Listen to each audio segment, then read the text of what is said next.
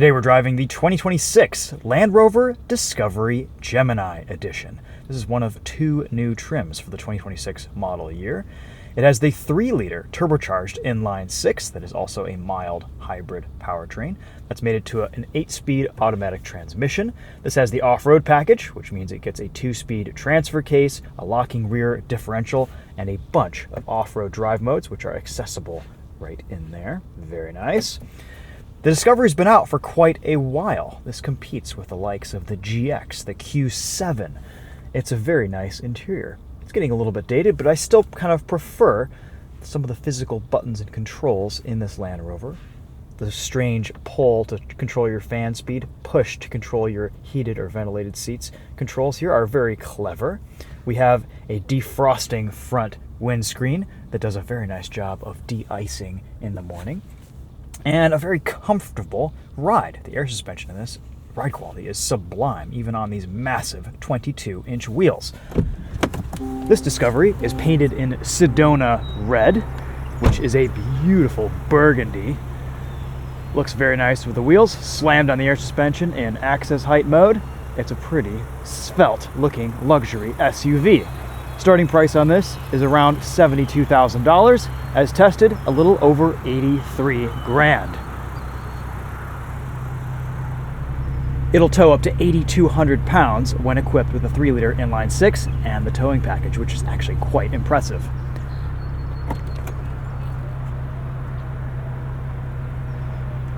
Here's what your cargo space looks like with the third row folded down. You get a little bit of space under there to put things, and then we can fold up that third row right here. Though we might have to take out this piece. Let's see how this works. I'll just squeeze tightly into there. Very nice, look at that. All right, now we can fold this up. Second row folds slightly forward. This mat makes a mess of things. It's a tight third row, but not too different from the GX or the Q7 or anything else really in this class. Your cargo space pretty much vanishes, but again, same story there. We're just gonna fold those down. And it's just a one button press, which I do quite like. It would have been nice if Land Rover designed a bit more of a brake in this so that it came up a little bit easier, but I guess you just take this cargo mat out if you're using the third row on a regular basis. You get some clever grocery bag hooks back here, a little outlet, and it's just nice to be able to have these buttons. You can quickly fold everything down all at once. You can lower the ride height, raise the air suspension. You have tiny little seatbelt keepers back here too. Just lots of nice, thoughtful things in the back of this Discovery. I think I might just leave this here. That looks like a good place for it. It'll probably rattle around a little bit, but it was rattling around a little bit when it was mounted in the back, so can't win. I've always thought the Discovery is a good-looking Land Rover, especially in this spec with the big wheels, which are probably a little bit unnecessary on our potholed Michigan roads. It's a really sharp-looking shape. This has been out for a little while, but I still love the design language here. It looks modern, fresh. Interior's maybe a little bit too minimalist for my taste. I wouldn't mind a few more physical controls and buttons, but it is very attractively designed and laid out, and the materials all feel quite nice here for the price point. There's plenty of room in the back seat. Neat little USB connection right there, a Type A, and what looks like a place where maybe you would mount something. This center headrest completely blocks your view out of the back, so unless if you have passengers back here, you want that folded down. And it's nice that it folds forward because someone couldn't really sit here with this folded back. You get pretty good access here to your ISOFIX points. The seat belts don't hide too far down into the seat. They actually pop up with a spring, which is really nice for kids when they're buckling themselves in and out of booster seats. So clever design right there. We have an armrest with cup holders that are nice and high. Rear climate control vents and controls, and then these weird looking things that are actually armrests for the front passengers. And they are adjustable. All you have to do is just turn these knobs and you can change their height, which is very clever. Land Rover's had that forever. Lots of room underneath the front seats too to put your feet. I'm very comfortable in the back of this. Really nice visibility in the second row as well. Your window switch is all the way up here, which is kind of interesting placement. This Discovery has the Meridian sound system. We'll do a quick sound system test at the end of this video. Listen to our sound system test track. So if you're interested in hearing that, stay tuned to the end of the video. Super easy to get in and out of, excellent ingress and egress. Let's pop the hood, take a look at this 3-liter inline 6. This makes 355 horsepower, 369 pound-feet of torque. It's rated for 17 miles to the gallon in the city and 23 on the highway. And at idle here, it's very quiet. It's a very, very smooth powertrain. The 8-speed auto shifts effortlessly, and with the adaptive air suspension, it's very comfortable and quiet. The only complaint that I have with this Discovery, and there are very few if I'm being honest, is that the throttle mapping is a little bit weird. It's kind of jumpy off the line. It's very smooth once you get going, but that initial acceleration, you kind of have to really lightly press into the throttle and then kind of gradually, progressively get into it a little bit more as it shifts through the gears. Otherwise, if you're a little bit heavy on the throttle on initial tip-in from a stoplight or a stop sign, you're just going to jerk yourself and all the passengers backwards. So I wouldn't mind Land Rover improving the throttle response and the throttle mapping here a little bit in this Discovery.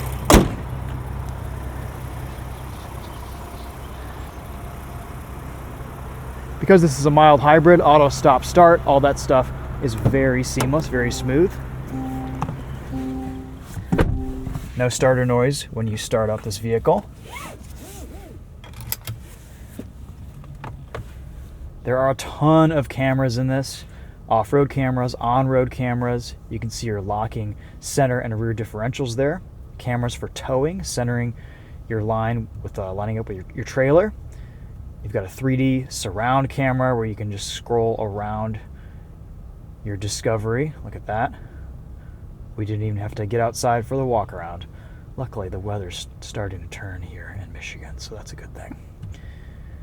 And then the rest of this infotainment system is pretty similar to what we've seen in other Land Rover products. You've got your CarPlay that's connected wirelessly. Nice big screen here. It's not the most responsive infotainment system. There is some lag between menus, but for the most part, it gets the job done, and everything's organized reasonably well. You can also have a hidden compartment behind your climate controls, which is nice. And then it shows a screen so that you can still control things. There are a lot of different drive modes. You've got Eco, Grass, Gravel, Snow, Mud, Ruts, Sand, Rock Crawl, Wade, and Configurable. For the most part, I've just been leaving this in Auto Terrain Response, which is what happens when you push that down. Very clever. This also has a physical dimmer switch for night driving. Joy of joys. And it seems to dim just about everything in the interior, which is how it should be. Auto up-down windows on all 4 corners. 3 seat memory settings. Here's your button to pop your upper glove box. Look at that. And then just snaps back into place there. And then your lower glove box is right down there. Massive. There's wireless charging spots right here and a place to put your passenger's phone right there with a USB-C port. This slides, though with a bit of resistance. And then you've got these adjustable cup holders where you can fit a big bottle or a tightly wedged smaller bottle or cup. Very nice little slot for your phone right here. We've got a little bit of upper storage in the center console and then a cool box underneath that. Look at that. Little refrigerator. More USB-C ports too. Also dig the dual sunroofs, nice and big for the driver and rear passengers. These visors are massive, though strangely they don't slide. Still, coverage is pretty ample. All right, let's set off and take this Discovery for a drive.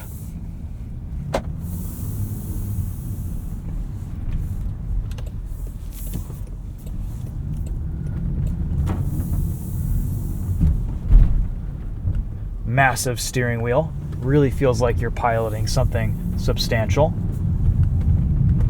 Steering is feather light.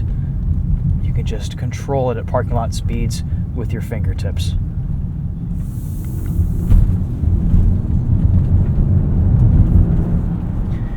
There's just a little bit of a delay and softness to everything with this Land Rover Discovery. From the infotainment to your button controls to your driving inputs, your throttle. It is very nice. It is very comfortable. But I couldn't help but feel like there could be slightly more immediate calibration here with things while still retaining some smoothness. A little bit of juddering from the seats in the back, but for the most part this cabin has felt really quiet, really solid.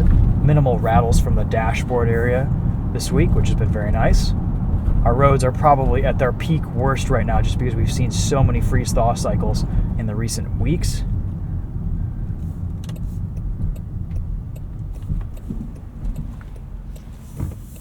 All right, off we go.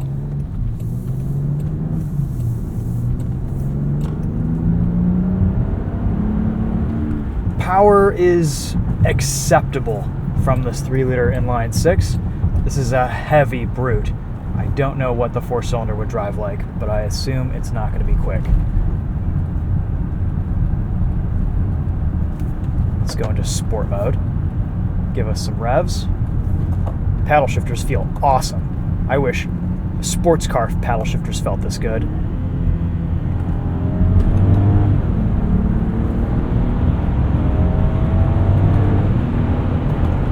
They have a really satisfying clunk to them. They're metal, they feel high quality. Very silent on the highway here.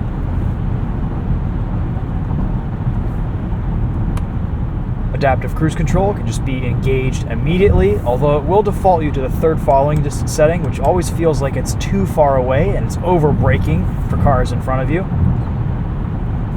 We get heated steering wheel controls right here, heated and ventilated seats down here by pushing in. Really nice visibility, wider angle mirror on the passenger side. It has really good sight lines in your blind spot, and this driver's side mirror over here has blind spot monitoring, which works great. With that center headrest folded down in the second row, I have really good sight out of my rear view mirror too. Very comfortable highway cruiser. You shouldn't have any trouble averaging in the low 20s with fuel economy. All right, let's see if we can find a more interesting drive mode here. Grass, gravel, snow. I don't think there really is a sport mode except for this auto and then putting the transmission into sport. So I think that's all we get.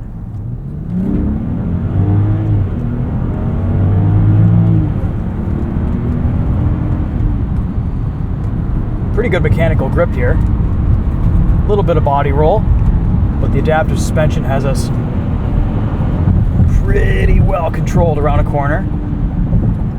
Turning is actually nice and sharp. I like the brake pedal. It's easy to modulate, super progressive.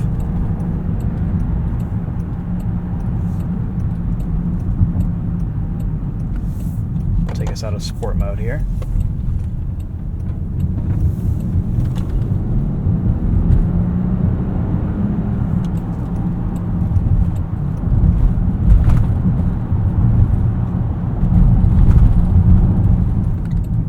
I would definitely skip the optional extra 22-inch wheels if you live north of the Rust Belt.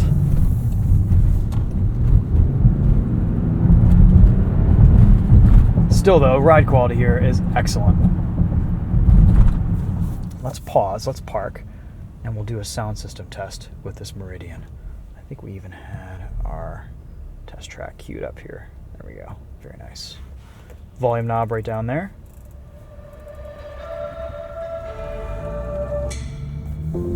Good turning radius too.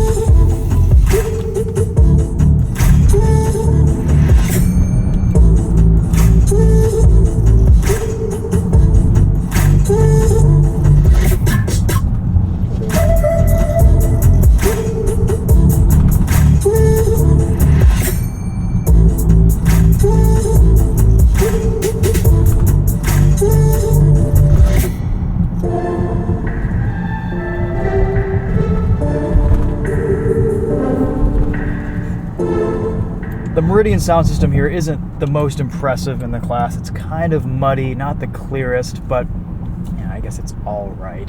The GX would definitely have a better sound system with that Mark Levinson. Overall, though, the Discovery I think is still a very nice option. It's still a bit spendy for the segment and for how long it's been out, but it's a nice, comfortable vehicle that just seems to kind of waft around everywhere. I've enjoyed driving it this week. Hopefully this video has been helpful. If you guys are interested in shopping one of these, I think it's a very good looking option in the segment, maybe one of the best looking SUVs on sale today. So it's got that going for it. And it does feel just a little bit more special driving around in this Land Rover. Honestly, when I first got into this week, I thought it was a little bit more expensive than it was. And when I saw the price tag, even though it is still pricey, I thought this was easily going to be an over $100,000 vehicle. And you do get the feel of some much nicer products from Land Rover in this for a lot less.